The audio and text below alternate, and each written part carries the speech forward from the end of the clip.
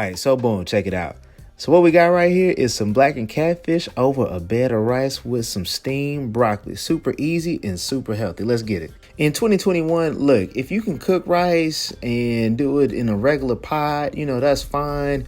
And even if you can't, that's also fine. Look, what I would highly suggest, just like the air fryer, get you a doggone rice cooker. Get you a rice cooker. It's going to save you so much time. Literally, it's only 2 settings up on that thing, right? Cook and then warm. And then you just unplug it. Like, honestly, it really don't get too much simpler than that, all right? So another thing, if you can do a basic math equation, you can use a rice cooker. So for every cup of rice, you're going to double that up in liquid. So 1 cup of rice, 2 cups of water. 2 cups of rice, 4 cups of water. All right, simple enough. So what I put in my rice cooker, y'all, anyway, I'm off my rant. That's 2 cups of white jasmine rice. Now, there's a big controversy when it comes to cooking rice. Do you wash your rice? Do you not wash it? Does it even matter? For me, the starch makes it a little bit stickier. Like, I like it personally, but if you don't like it, wash it off. That's your business. You the one that got to eat it. All right. So anyway, like I said with our math equation, remember, we're going to put 4 cups of some just regular water. All right. So we're going to go ahead and pour that on in just like so. And then you're just going to simply repeat that process until you got 4 cups in your rice cooker. So I'm going to restate this one more time. 2 cups of uncooked rice, 4 cups of water, or 1 cup and 2 cups, whatever works for you.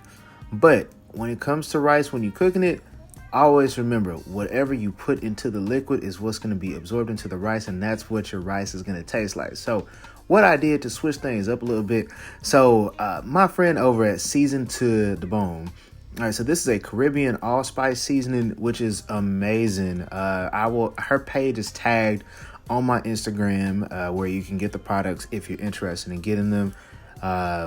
Really good flavor, not high in sodium at all. So I was able to freehand that a little bit. But anyway, go ahead and just dump some in. All right. You get a little bit of Caribbean flavor up in that thing. You feel me? Okay. And, for those that absolutely need measurements, start with about 2 tablespoons or 2 teaspoons. Start low and go slow. So if you need to work up from there because you need a little bit more extra kick, then you can go ahead and do so. But that's a good place to start. Me, of course, being a person that's been cooking for a while, I just eyeball it. It's all about a feeling. You just let the spirit tell you when to stop, Then also what we're going to do, we're still working on keeping the sodium content low. All right, because you can't overly salt this and then your rice will just be all out of whack. Anyway, though, so we're going to get the Caribbean citrus Mrs. Dash seasoning. Then we're just going to go ahead and hit it over the head of it. Or in layman terms, season to your taste palette. Okay. So again, if you need a rough measurement, 2 teaspoons, 1 tablespoon, whatever is going to work for you just as a benchmark to start with. All right, cool. So let's go ahead and move on. We're going to go ahead and season up our catfish fillets. So I have this blackening rub here. And as you can see there with the label, with the ingredients, you always want to make sure when you're putting multiple ingredients in there that you don't have salt being one of the highest concentrated ingredients, because then your food's going to be nasty. And you already know I'm finna go with this. Your food finna be talked about. You finna be talked about. Ain't nobody gonna ever eat your food. Well, not ever. But anyway, you get what I'm saying. Anyway, so that blackening season there, you can get whatever works for you per se. But that brand I got in my local grocery store called Tom Thumb out here in Dallas. So that's about a tablespoon and a half. And then also, how I feel about that smoked paprika. I don't know why I had to do that. But anyway, smoked paprika, we're going to do about tablespoon and a half, roughly. Just going to go ahead and sprinkle it on over. And look, I apologize in advance to the people that have been following my channel and already know. But look, if you're new, I'm going to tell you, if you're spending money on regular paprika, that's great for decorating your food at the end, or if you baking some mac and cheese to give it a little bit more pop, you know what I mean? However, smoked paprika is going to give you that same thing with the decoration, but it actually gives you a little bit of extra flavor into your food. I swear this pairs really well with smoked Gouda cheese, just a lot of things. But anyway, you're going to get a lot more benefit. Just spend the extra $2. I promise you. Thank me later.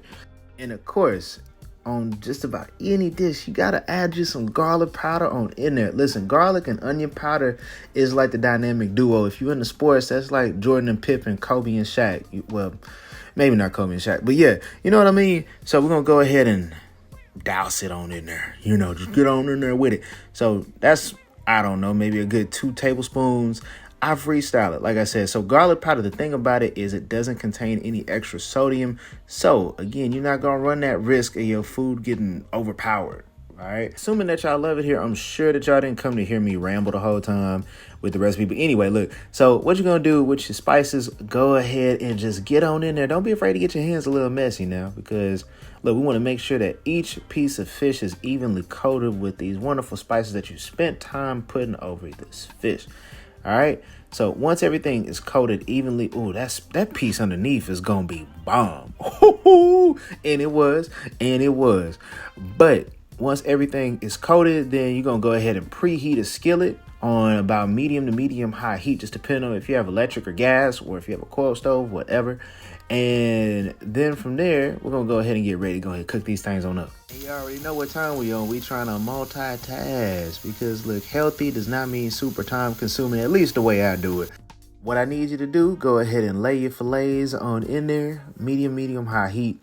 And then we're going to let this cook for about 5 minutes each side. And then what you're going to get is a beautiful blackened crust on the outside. And it's going to be a little bit crunchy on the outside. And then just, ooh wee. All right, now it's time to flip. So people that are parents, let me ask you a question. And I mean, you ain't got to really answer it in the comments. But if you got multiple kids, do you have a favorite? You know what I'm saying? Because this is kind of what happened with these fish fillets, right? That piece in the middle was definitely my favorite one. Like, just look at that crust on the outside of it. It came out so perfect with that flip, baby. All right. So we're going to flip this last one here. And that was pretty good, too. You know, that's the second favorite. But anyway, so we're just going to repeat that process where we got this on medium heat, medium high heat, and just let it go for 5 minutes. We're going to take that off, cook our second batch, and let me tell y'all a hack with this broccoli. I'm going to show y'all a hack in just a second, y'all. Stay tuned. See, I told you y'all wasn't ready. Like, cooking a good meal doesn't mean that you got to be slaving over the stove for hours and hours and hours at a time, because who finna do that is not me. Anyway, though, so what we're going to do here is I have a bowl with our broccoli ferret. Went ahead and just filled that thing on up about a quarter of the way with some water, because that's going to release some steam. All right, and then we're just going to season this up with 2 things. Some garlic powder, because again, you already know how I feel about garlic powder. Then after that, you're just gonna add a little bit of sea salt, and if you want to put some razzle dazzle, you can throw in some black pepper. I mean, whatever floats your boat, but that's it. You're gonna stir it, the spices around, you know, make sure that each piece has enough seasoning on it. Put it in the microwave for about 3 to 4 minutes, depending on how crunchy or however soft you want it, and then you're done. And then you're done. You just plate everything on up, because that rice, by the way, while we've been doing this, is practically done.